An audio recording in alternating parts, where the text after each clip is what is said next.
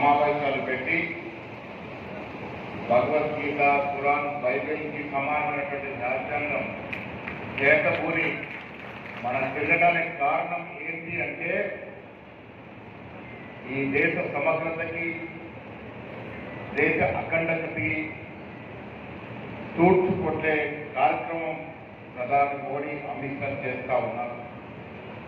అధికారమే పరమావధి, అధికారం లేకుంటే బ్రతకలేమనే విధంగా కులాల మధ్య, మతాల మధ్య చిచ్చు పెట్టి వారి స్వలాభం కోసం దేశాన్ని విచ్ఛిన్నం చేస్తా ఉన్నారు. మిత్రులారా, చాలా మంది మతము, కులం మాన్యత ఉండొచ్చు. కులాలు, మతాలు లేదు, భారతదేశం లేదు. కానీ కాంగ్రెస్ ఎప్పుడు కూడా మతాల మీద, కులాల మీద రాజకీయం చేయలేదు. ఇలా ప్రధానమంత్రిగా 2 మార్లు గెలిచి కూడా 10 ఏళ్లలో దేశానికి ఏం చేశారో చెప్పలేని స్థితిలో ఉన్నాడు. అందుకే మళ్ళీ మతం పేరిట, హిందూ ముస్లింల జగడ పేరిట ఓట్లు అడిగినాడు కూడా. ఒకసారి కూడా 400 సీట్లు వస్తాయని భ్రమ పలికాడు. ప్రజలు తగిన బుద్ధి చెప్పారు, అయినా మారలే. యావత్ ఈ రాజ్యాంగాన్ని రచించిన మనందరి పూజ్యుడు అంబేద్కర్ గురించి సాక్షాత్తు పార్లమెంట్ లో ఆయన ఎంత నీచంగా మాట్లాడినాడో మనందరికీ తెలుసు. అలా మాట్లాడడానికి కారణం ఈ రాజ్యాంగం మన దేశంలో యావత్ ప్రపంచం గుర్తించి గౌరవిస్తున్నటువంటి మన రాజ్యాంగాన్ని సమూలంగా మార్చాలని, దీంట్లో ఉన్న పేజీలన్నీ తిరగరాయాలని, తద్వారా మనువాద రాజ్యాంగాన్ని రచించుకోవాలని కుటిల ప్రయత్నం మోడీ గారు, అమిత్ షా గారు చేస్తా ఉన్నారు. బాధ్యత గల పదవిలో ఉన్నారు. ఒకరు ప్రధానమంత్రి, ఒకరు హోంమంత్రి. వారి బాధ్యతని సమగ్రంగా, సమర్థవంతంగా నిర్వహించట్లేదు. ప్రధానమంత్రి హోదాలో ఉన్నటువంటి వ్యక్తి మధ్యాహ్నం మధ్య చిచ్చు పెట్టే విధంగా మాట్లాడుతూ ఉన్నారు. ఈ దేశాన్ని రక్షించాల్సినటువంటి బాధ్యతలు ఉన్న హోంమంత్రి దేశంలో విచ్ఛిన్నకర శక్తుల్ని ప్రోత్సహిస్తూ ఉన్నారు. అందుకే మతాల పేరిట ఈ దేశాన్ని సర్వనాశనం చేయాలని చేస్తున్న ప్రయత్నం దాన్ని తిప్పుకొట్టే విధంగా ఖర్గే గారు, సోనియా గాంధీ గారు, రాహుల్ గాంధీ గారు ఇచ్చిన పిలుపు మేరకు ఇలా జై బాపు, జై భీమ్, జై సంవిధాన కార్యక్రమాన్ని వాడవాడలా ఈ రాష్ట్రంలో, ఈ దేశంలో ప్రతి చోట నిర్వహిస్తా ఉన్నాం. మనం సురక్షితంగా ఉండాలంటే ఈ రాజ్యాంగం సురక్షితంగా ఉండాలి, ఈ రాజ్యాంగం భద్రంగా ఉండాలి. దాంట్లో భాగంగానే ఇవాళ జై బాపు, జై భీమ్, జై సంవిధాన్ కార్యక్రమాల్ని మనం నిర్వహిస్తూ ఉన్నాం. ఇలా షాద్నగర్ అంటే మాకు ఒక భరోసా, శంకరయ్య అంటే మాకు ఒక భరోసా. అందుకే ఆయన అడగగానే నేను ఈ కార్యక్రమాన్ని ఒప్పుకున్నాం. మీనాక్షి నటరాజన్ కూడా ఈ కార్యక్రమానికి వస్తానన్నారు. అనుకోకుండా ఢిల్లీ పోవాల్సి వచ్చి రాలేకపోయినారు. శంకరయ్య గారు కార్యక్రమం చేపడితే క్రమశిక్షణలు, ఇలాంటి క్రమశిక్షణ చాలా తక్కువ చోట్ల ఉంటుంది. క్రమశిక్షణలో ముందుకు తెలిసే బాధ్యత తీసుకున్న వ్యక్తిగా ఇలా మీ ముందున్నాడు, మీ వాడిగా, మా వాడిగా మనమంతా మధ్య ఉన్నాడు. మిత్రులారా, రాహుల్ గాంధీ గారు భారత్ జోడో యాత్ర ఈ ప్రాంతం నుంచి పోయింది. మనందరూ కూడా వారితో కాలు కలిపి, చేతి కలిపి నడిచే అవకాశం దొరికింది. ఆ భారత్ జోడో రాహుల్ గాంధీ చేసిన తీరు ఊరికే పాదయాత్ర కాదు. రాహుల్ గాంధీ గారు ఆ భారత్ జోడో యాత్రలో దేశాన్ని, భారతదేశాన్ని భౌగోళికంగా, సామాజికంగా, రాజకీయంగా చదవగలిగినాడు. సమస్యల్ని అర్థం చేసుకోగలిగినాడు. వినతులు విన్నాడు. ప్రతి సీతవాడు, దళితుడు, గిరిజనుడు, బీసీ వాడు, మైనారిటీ వాడు చెప్పిన మాటలు విన్న తర్వాతే ఈ దేశంలో సమానత్వం లోపించింది. ఆర్థిక వ్యత్యాసం పెద్దగా ఉంది. ఈ దేశ సంపద 3% ధనికుల చేతుల్లో 40% సంపద ఉంది. అదానీ, అంబానీ లాంటి 3% ధనికుల చేతుల్లో యావత్ దేశం 40% సంపద ఉంది. కింద ఉన్న మనం బడుగులో 50% చేతుల్లో కేవలం 3% సంపద మాత్రమే ఉంది. అంటే ఎంత వ్యత్యాసం ఉందో మనం ఒకసారి అర్థం చేసుకోవాలి. ఈ దేశానికి ఇంత ఆర్థిక వ్యత్యాసం మంచిది కాదని ఆలోచించిన రాహుల్ గాంధీ కుల సర్వేకి శ్రీకారం చుట్టాడు. ఈ దేశంలో ఎవరు ఎంత జనాభా ఉంటే వారికి అంత ప్రభుత్వ పదాలు అందాలనే కార్యక్రమంలో భాగంగానే కుల సర్వేకి శ్రీకారం చుట్టాడు. మన ముఖ్యమంత్రి రేవంత్ రెడ్డి గారు ఒక రెడ్డి అయి ఉండి కూడా రాహుల్ గాంధీ గారి ఆశయాన్ని పరిపూర్ణంగా ముందుకు తీసుకెళ్తూ కుల సర్వే చేసి ఈ రాష్ట్రంలో ఎవరు ఎంత జనాభా ఉన్నారో తేల్చి చెప్పినాడు. బిల్లు ప్రవేశపెట్టగలిగినారు. ఒకటి స్థానిక సంస్థలు 42% బీసీలకి, అదేవిధంగా విద్యా ఉపాధిలో కూడా 42% ఇస్తూ 2 బిల్లులు అసెంబ్లీలో శంకరయ్య సాక్షిగా మనం సాకారం చేసుకోవడం జరిగింది. రాహుల్ గాంధీ కోరిక నేను మంత్రివర్గం చూశాను. 2 దళితులకి, ఒక బీసీకి, ఒక లంబాడకి పదవులు ఇచ్చినాం. ఇలా పీసీసీ కార్యవర్గం చూసినారు. దాదాపు 70% వరకు ఎస్సీ, ఎస్టీ, బీసీ, మైనార్టీలకి రాహుల్ గాంధీ సూచనల మేరకు, ఖర్గే గారి సూచనల మేరకు పదవులు కట్టబెట్టినాం. సమర్థవంతులకు పదవులు కట్టబెట్టినాం. మహిళా నాయకులకు పదవులు కట్టబెట్టినాం. కాంగ్రెస్ పార్టీ విధానం అని.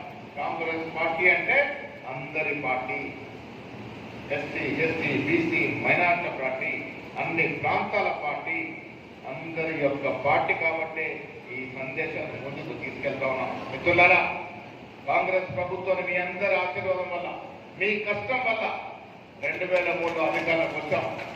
మీరు కష్టపడిందే కాంగ్రెస్ పార్టీ అధికారంలోకి రాలే. మీరు కష్టపడడం వల్లే కాంగ్రెస్ పార్టీ అధికారంలోకి వచ్చింది. కానీ మీకు రావాల్సిన పదవులు ఇంకా రావాల్సి ఉంది. కొద్దిగా ఆలస్యమైన ఉంది. తప్పకుండా అందరికీ అవకాశం ఇచ్చే ప్రయత్నం చేస్తామనే మాట పడుతుందని మనం చేస్తా ఉన్నాం.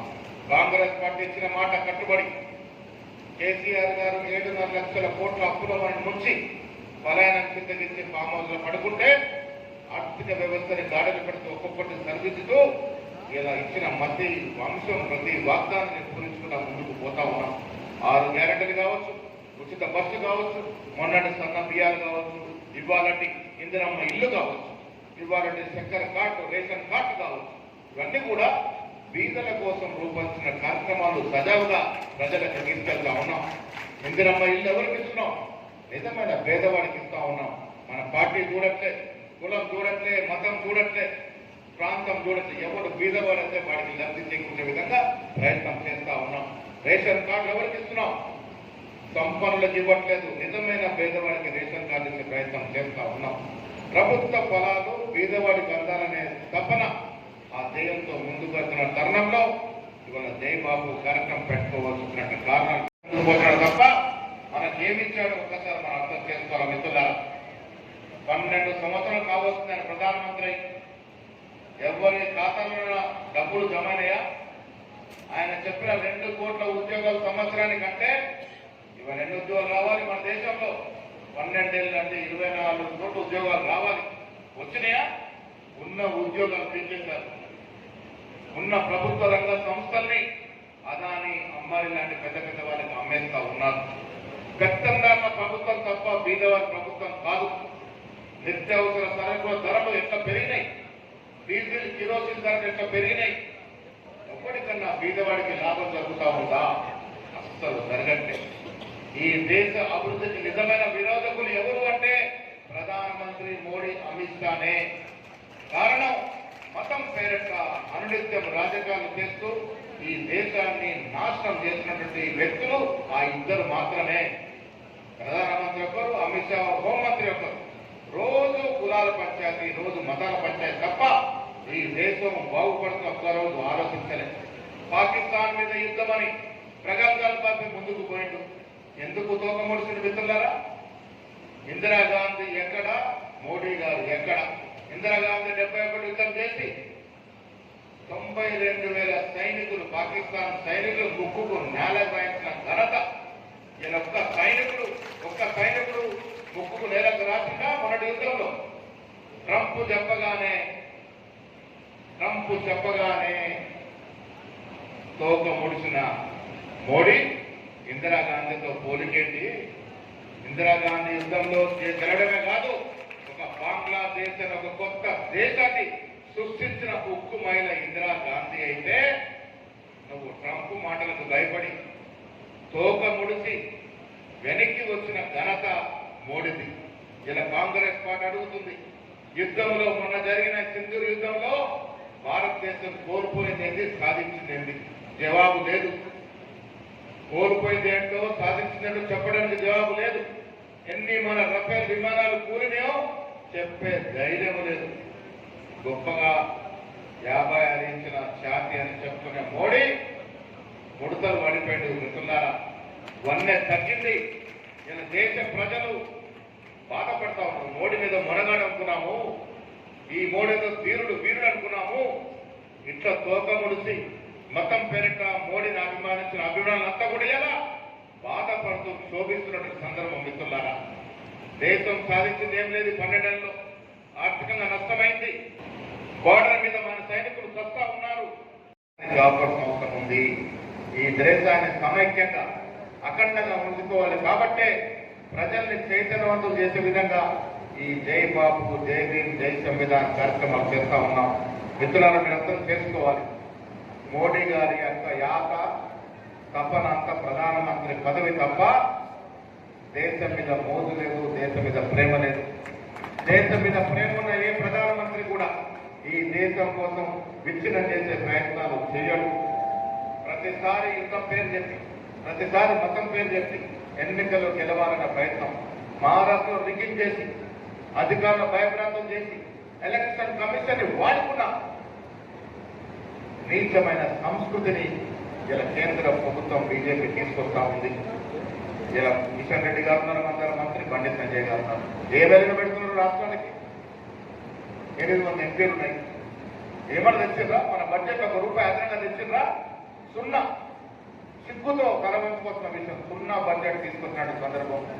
రాష్ట్రం కోసం ఏం చేయరు, దేశం కోసం ఏం చేయరు.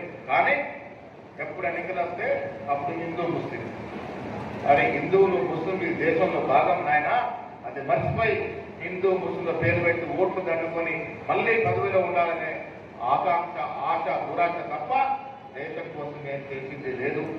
మిత్రులారా, ఈ సంవిధానం, ఈ రాజ్యాంగం మన పరిశీలించుకోవాలి. రాష్ట్రంలో రేవంత్ రెడ్డి ముఖ్యమంత్రిగా, డిప్యూటీ ముఖ్యమంత్రి బట్టి మంత్రులు, ఎమ్మెల్యేలంతా కూడా అనునిత్యం ఈ రాష్ట్ర ప్రజలకు కావాల్సిన అభివృద్ధి, సంక్షేమం దృష్టి పెట్టి ముందుకు పోతా ఉన్నారు. సంక్షేమ ఫలాలు ఇస్తా ఉన్నారు. కేంద్రంలో రాహుల్ గాంధీ, ఖర్గే గారు దేశ అఖండత కోసం పోరాడుతూ ఉన్నారు. ప్రధానమంత్రి పదవే కావాలంటే సోనియా గాంధీ 2004 అయ్యేవారు. ప్రధానమంత్రి పదవే కావాలంటే 2009లో రాహుల్ గాంధీ అయ్యేవారు. ఎందుకు త్యాగం చేశారు? దేశం కోసం త్యాగం చేసిన ఘనత గాంధీ కుటుంబాన్ని. అయితే ఒక్కరోజు కూడా ప్రధానమంత్రి పదవి లేకుండా బతకలేని స్థితిలో ఇలా మోడీ గారు ఉన్నారు. అందుకే ఈ దేశాన్ని అన్ని రకాలుగా విచ్ఛిన్నం చేస్తున్నటువంటి సందర్భంలో ఇలాంటి కార్యక్రమాలు మనం పెట్టుకోవాల్సి వస్తూ ఉంది. మన రాజ్యాంగం గురించి మనం చెప్పుకోవాల్సి వస్తూ ఉంది. మన రాజ్యాంగాన్ని కాపాడడం కోసం మనం తాపత్రపడాల్సి వస్తూ ఉంది. వెళ్ళి మీ దగ్గర ఉన్న 100 మందికి చెప్పండి, ఈ దేశం అఖండంగా ఉండాలి అంటే లౌకికవాద శక్తులు అధికారులకు రావాలి. మతవాద శక్తుల్లో ఈ దేశం భద్రంగా ఉండదు. మనకు కావాల్సింది కూడు గుడ్డ, ఆ పెట్టేవాడు కావాలి. మనకు విద్యనిచ్చేవాడు కావాలి, మనకు ఉద్యోగాలు ఇచ్చేవాడు కావాలి. కానీ శ్రీరాముని పేరిట, ఈశ్వరుడి పేరిట, హనుమంతుడి పేరిట రోజు రాజకీయాలు చేసి వాళ్ళ పదవుల కోసం మనల్ని త్యాగం చేస్తానంటే, ఈ దేశాన్ని భరిస్తానంటే మన పౌరులుగా ఎదురించాల్సిన అవసరం ఉందనే మాట కూడా ఈ సందర్భంగా మనం చేస్తా ఉన్నాం. ఈ దేశ అభివృద్ధి విరోధకులు ఎవరూ కాదు, మోడీ, అమిత్ షానే ఈ దేశానికి అభివృద్ధికి విరోధకులు అనే మాట ఈ సందర్భంగా మనం చేస్తూ, షాద్ నగర్ కాంగ్రెస్ పార్టీ కంచుకోవడం, ఇలా శంకరయ్య గెలిచినాడు. మీ అందరిని ఏకదాడిగా ఉంటా ఉన్నాడు. ఒక్కటంటే ఒక్క కాంప్లైంట్ రాని నియోజకవర్గం ఉంది అంటే షాద్ నగర్ మాత్రమే. మీ అందరినీ కలుపుకొని అందరి వాడిలాగా, మా వాళ్ళ కూడా రేవంత్ అన్నకి నాకు అందరి వాడిలాగా ముందుకు పోతున్న శంకరయ్య, నీకు చాలా భవిష్యత్తు ఉంది. ఇంకా చాలా పెద్ద పదవులకు రావాల్సిన అవసరం ఉందనే మాట కూడా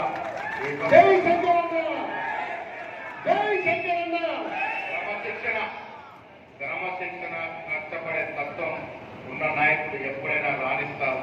ఆ కోవల శంకరయ్య గారు ఉన్నారు. కాబట్టి మీ అందరికి కూడా మంచి జరుగుతుందని ఈ సందర్భంగా మనం చేస్తూ, ఇక్కడికి వచ్చి ఈ జై బాబు జై భీమ్ వెబినార్ కార్యక్రమాన్ని విజయవంతం చేసిన మీ అందరికీ కూడా ధన్యవాదాలు తెలియజేస్తూ సెలవు తీసుకుంటా ఉన్నాను. జై హింద్.